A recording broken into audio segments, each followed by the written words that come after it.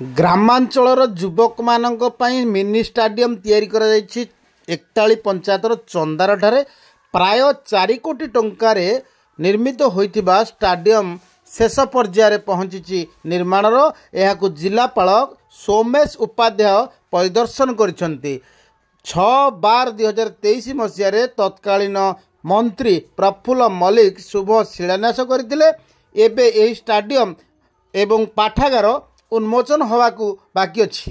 तेबे यही स्टाडियम चतुर्पार्श्व प्राचीर निर्माण पर स्थानीय ग्रामवासी पक्षर जिलापाल को दाबी करा जायछि। मैं पंकज कुमार रूटा हम लोग को अवार्ड हुआ है टेंडर प्रोसेस से टेंडर हुआ था। हम लोग ने टेंडर पर 10 महीने का समय दिया गया है। हम लोग कोशिश करेंगे उसके अंदर ही किसी तरह जल्दी से जल्दी खत्म कर दें। अमूल्य द्विवेदी चंदार जिलापाल आसी देखिकी बहुत जगह बहुत खुशी हेले एवं परिवेशटा बहुत भल लगे जोटा कि मुझे कहूली 4पटा बाउंडरी करने जिलापाल महोदय कहले ना बाउंडरी अपेक्षा बर एमती फांका रहिले बहुत सुंदर लगुच।